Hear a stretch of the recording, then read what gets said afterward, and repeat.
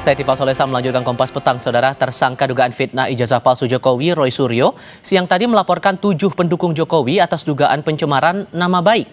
Didampingi sejumlah kuasa hukumnya, Roy membeberkan alasan melaporkan 7 orang tersebut dalam 2 klaster. Klaster pertama berjumlah 5 orang yang menuduh ijazah milik mantan Menpora ini palsu. Sementara klaster kedua berjumlah 2 orang terkait tuduhan dirinya terlibat korupsi kasus mega proyek Hambalang saat masih menjadi kader Partai Demokrat. Ini detailnya ada semua nih. Inisial yang pertama adalah A. Inisial yang kedua adalah B. Inisial yang ketiga adalah D. Inisial yang keempat adalah F. Inisial yang kelima adalah L.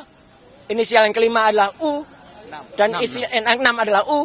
Dan inisial yang ketujuh adalah V. Jadi memang ada 2 klaster. Klaster yang pertama saya dituduh berijazah palsu. Ya. Jadi ijazah saya dari S1 dari UGM ini dituduh palsu.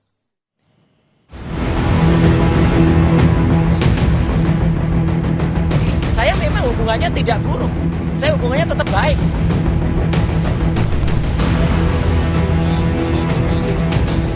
Kasus fitnah ijazah Jokowi semakin melebar dengan pelaporan Roy Suryo terhadap 7 orang pendukung Jokowi ke Polda Metro Jaya pada Senin 5 Januari. Mirip dengan klaster penetapan tersangka, kuasa hukum Roy Abdul Ghafur Sangaji juga menjelaskan laporan Roy terbagi dalam 2 klaster, yakni tuduhan ijazah palsu milik Roy dan fitnah Roy terlibat korupsi Hambalang. Yang dilakukan oleh Mas Roy adalah melaporkan 7 orang yang kalau kita lihat delik kualifikasi deliknya sama dengan yang dilaporkan oleh Pak Joko Widodo, yaitu dugaan pencemaran nama baik dan fitnah. Yang dilaporkan Mas Roy ini ada 2 klaster. Klaster pertama adalah klaster di mana ada 5 terlapor yang diduga kuat telah melakukan pencemaran nama baik terkait dengan tuduhan dan fitnah bahwa ijazah Mas Roy adalah ijazah palsu. Seakan bersamaan, Partai Demokrat akhirnya melaporkan 4 akun media sosial yang menuduh SBY terlibat isu ijazah Jokowi ke Polda Metro Jaya Senin lalu. Laporan dilayangkan lewat Kepala Badan Hukum dan Pengamanan Partai Demokrat Muhajir atas dugaan tindak pidana penyebaran berita bohong. Adapun keempat akun media sosial yang dilaporkan, yakni kanal YouTube @agrifanani, Bang Boy, dan kajian online, serta TikTok Sudiro Wibudius MP. Dalam laporan tersebut, akun @agrifanani menampilkan cuplikan video yang bertuliskan anak emas SBY korupsi terbesar sepanjang sejarah RI. Isu adanya Demokrat di balik aksi Roy CS mengulik ijazah Jokowi disebabkan Roy Suryo tercatat pernah menjadi wakil ketua umum partai pimpinan SBY itu. Meski Roy berkali-kali tegaskan sudah lama keluar dari Partai Demokrat, ia mengaku masih menjalin hubungan yang baik dengan rekan-rekannya di Demokrat. Saya kader terbaik dari partai itu tahun 2016. Dan setelah itu saya justru 4 tahun berikutnya saya izin kepada ketua umum waktu itu untuk mengundurkan diri karena saya mau sekolah. Saya memang hubungannya tidak buruk. Saya hubungannya tetap baik. Dan justru karena hubungan baik itu, maka ketika saya dituduh kemudian melakukan korupsi di Hambalang, alhamdulillah justru nanti akan ada saksi yang sangat prinsipal yang mengetahui persis ketika kasus Hambalang itu beliau berada di KPK.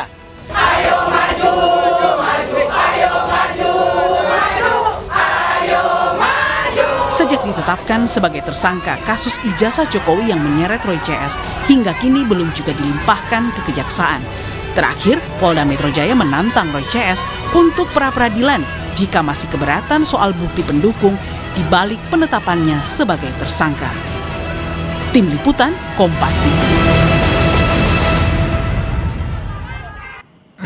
Tidak terima dituduh terlibat korupsi Hambalang dan miliki ijazah palsu, Roy Suryo melaporkan 7 pendukung Jokowi ke Mapolda Metro Jaya. Sementara Partai Demokrat juga melaporkan 4 akun yang menuju Susilo Bambang Yudhoyono ada di balik isu ijazah.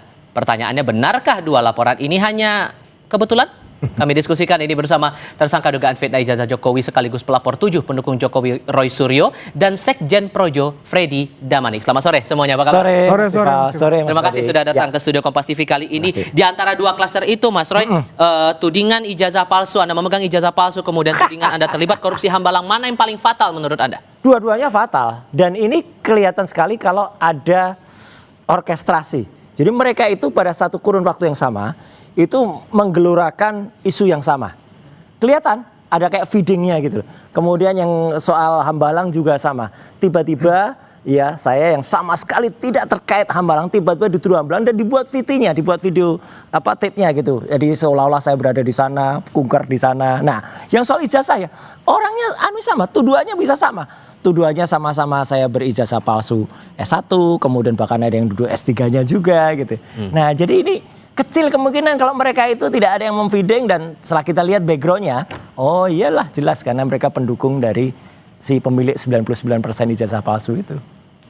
Jelasin dong, tegasin siapa orangnya? Lo ya jelas kan, usah udah nggak usah, bukunya udah terbit, white papernya 99,9% ijazahnya palsu. Kok saya tiba-tiba dituduh ijazahnya palsu kan lucu aja. Oke. Gitu. Nah, Anda kan menyebut tuh 7 pendukung yang dilaporkan walaupun baru inisial A, B, D, F, L, U, V. Ya. Masalahnya saya menarik dengan huruf F. F ini orang di sebelah saya atau bukan? F kan banyak, voicernya juga F. Vival Solesa juga F. Di nama saya lagi tiba-tiba. Lelah ya, voicernya juga. Tapi kenapa Anda nggak mau terbuka dengan F ini apa? Bukan nggak mau terbuka. Itu masih lebih baik saya menyebutkan. Enggak tiba-tiba saya bilang kalau di awal saya hanya melaporkan peristiwa. Padahal ternyata dia laporkan nama. Siapa yang klaster tudingan ijazah, siapa yang klaster tuduhan korupsi? Yang tuduhan korupsi itu ada 2, U dan B. Oke. U dan B itu sisanya yang 5 itu ya L, D, V, A, F itu adalah menuding soal ijazah. Dan sama, polanya sama persis ya. Jadi dia mengangkat isu ijazah saya S1 ini. Oh kemudian nama saya ini palsu. Bahkan ada yang sangat kasar ya. Bilang maaf ini sebutan hewan gitu ya. Gitu. Huk gitu ada juga. Satu lagi juga ada yang waduh kasar banget. Kemudian kalau yang B itu juga itu juga kasar nyebut nama minuman ya dalam bahasa Jawa yang sangat kasar itu. Oke. Anda merasa huruf F itu berkaitan dengan Anda nggak Bang Freddy? Ya, terima kasih. Yang pertama kita hargai ya, itu hak hukum beliau ya melaporkan. Tetapi sebaiknya memang supaya lebih jelas seperti yang Mensreya tadi berani sebutkan ini kontennya, ini yang saya laporkan kan begitu agar ini yang para tertuduh juga yang dilaporkan ini seperti tadi apakah itu nama saya juga jangan-jangan saya juga ini tapi menurut saya sih bukan saya. Kenapa karena dari 2 hal klaster itu seingat saya tidak ada dan saya adalah walaupun aktif saya dalam membela dan berseteru dengan Mas Roy ini tetapi saya nyaris tidak pernah menyerang pribadi. Ya, saya nyaris tidak pernah. Ini penting menurut saya buat siapa saja yang menjadi narasumber di pihak manapun itu ya menyerang pribadi itu memang kalau bisa kita hindari. Bukan kalau bisa, harus dihindari. Dan fokuslah kepada subjek atau pembahasan objeknya apa, fokuslah di situ. Oke, dan 2 aduan yang dibikin Mas Roy ini menurut Anda cukup beralasan kenapa kemudian diadukan ke polisi? Begini, pertama saya tidak tahu konten itu. Nanti justru kita minta kepada Mas Roy sebutkan saja kontennya yang mana, kemudian sebutkan saja siapa terlapornya itu yang pertama. Yang kedua, gini loh, ya itu di media sosial, di YouTube, di TikTok, di Instagram, dimanapun itu banyak sekali berkembang narasi-narasi, konten-konten yang kita tidak tahu. Ya berasal dari mana itu, akun siapa, kemudian berseliweran. Nah itu yang pertama. Yang kedua ini kan banyak ya namanya reaction. Ya kemudian mempertanyakan sumber primernya benar tidak. Itu kedua belah pihak banyaklah bermain seperti itu. Ya diangkat nih judulnya begini, tanda tanya benar tidak kan seolah-olah mempertanyakan. Nah ini kan mereka ini yang biasa main di medsos sebetulnya paling paham. Nah, apakah itu yang dimaksud? Saya rasa kalau konten-konten yang seperti itu, saya bilang tadi ini kedua belah pihak sering bermain di situ. Saya harap bukan begitulah, karena kalau yang seperti itu dimainkan akan merusak demokrasi kita. Tetap diminta terbuka loh siapa inisial orang-orang ini. Makanya saya juga ingin menjelaskan kepada mereka. Saya adalah orang yang pernah bahkan mengajar soal pembuatan konten tuh, sertifikatnya dari Komdiji. Ya, saya memang dipercaya untuk mengajar konten. Ya, dan ini sangat jauh. Betul, saya hargai Mas Freddy tadi menyampaikan bahwa beliau mungkin tidak merasa. Ya bagus. Karena ada semalam di salah satu TV lain yang sudah merasa kayak cacing kepanasan, malah sudah pakai baju tahanan, pakai kaos tahanan gitu. Mungkin fungsinya ngeledek, tapi seseorang bilang ini udah merasa ini, udah masuk. Dan karena apa? Karena memang isinya luar biasa hate speech-nya. Oke. Jadi saya setuju, saya terima kasih Mas Freddy tadi menyampaikan kalau beliau tidak menyerang dengan melakukan spin. Apa yang dilakukan orang-orang ini? Itu men-spin.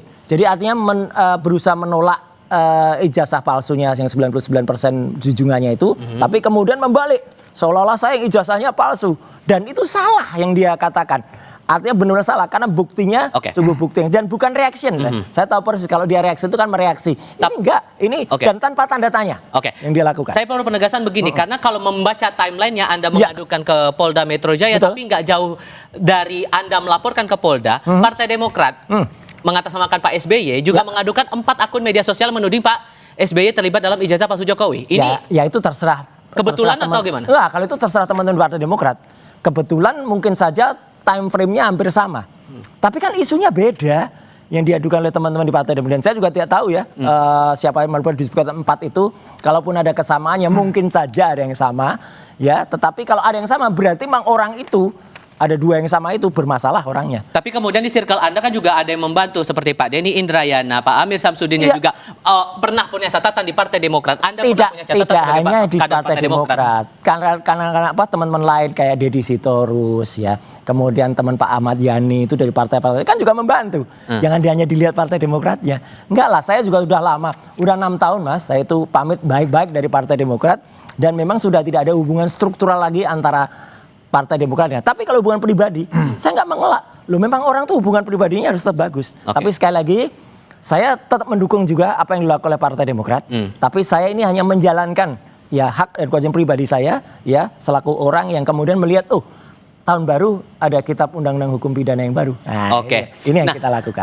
Melihat kasusnya Bung Roy ini, Bang Freddy, sampai sekarang kan belum dilimpahkan ke kejaksaan. Apakah Anda merasa bahwa ini sejalan dengan pernyataannya Pak Jokowi bahwa ini sebagai operasi politik, makanya dibiarkan berlarut-larut sampai sekarang juga belum masuk ke tahap sidang? Oh bukan, kami dari pendukung Jokowi, saya Sekjen Projo, tetap menghargai profesionalisme polisi dalam proses penyidikan di mana Mas Roy dan kawan-kawan menjadi tersangka. Ya, kami melihat ya ini mungkin dalam proses pemberkasan, walaupun sedang diajukan ahli saksi yang meringankan, kami melihat ini memang ini banyak sekali, kan udah disebutkan saksinya, buktinya ini banyak sekali, sehingga proses kalau nggak salah ini rangkap berapa ya? Saya waktu diperiksa tanda tangannya itu banyak sekali sampai lupa saya. Ya, jadi ini memang pemberkasannya ini banyak sekali dan membutuhkan waktu. Kalau dibilang ini operasi politik, makanya dibiarkan berlarut-larut? Di Polda Metro Jaya saya tidak percaya diintervensi oleh apapun. Saya percaya itu dalam proses penyidikan ini. Kalau diintervensi misalnya dari pihak Pak Jokowi, tentu kami punya kepentingan ini sudah lama ditahan. Contoh, ya misalnya kita karena ini lama kita kemudian sampaikan bahwa ada intervensi untuk menahan perkara ini. Saya pribadi tidak percaya itu. Yang saya lihat memang ini proses profesionalisme, memang sedang proses pemberkasan. Dan Anda yakin bahwa ini akan langsung dilimpahkan ke kejaksaan? Saya percaya, saya yakin pada saatnya ini akan disidangkan, dilimpahkan dan disidangkan, dan Mas Roy dan kawan-kawan akan masuk penjara. Singkatnya, jadi Anda siap apa menghadapi nanti? Oh siap, dan inilah kita bisa menguji equality before the law atau tidak. Ketika Jokowi mengadukan kami pada tanggal 30 April waktu itu dan langsung terbit ya SPDB-nya langsung kemudian terbit penyelidikannya langsung terbit, langsung di BAP. Itu kan beda banget dengan yang misalnya ada teman saya Michael Sinaga yang sudah lapor semenjak 2 bulan yang lalu. Baru kemarin di BAP. Saya baru terbit LP-nya.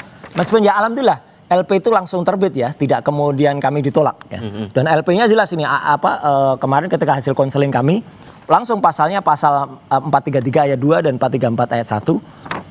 Teman-teman di kepolisian lah, di SPKT lah yang kemudian ini lebih telak Pak, karena itu kata-katanya ada ini tuduhan kepada Pak Roy begini, ini tuduhan kepada masuk aja udah kalau itu. Jadi clear. Jadi makanya kita tunggu Polda objektif tidak benar-benar bisa tajam ke atas dan ke bawah atau hanya tajam ke bawah tumpul ke atas. Saya harus menanyakan lagi masalah operasi politik itu dengan tahapan sampai sekarang masih seperti ini, belum sampai ke kejaksaan.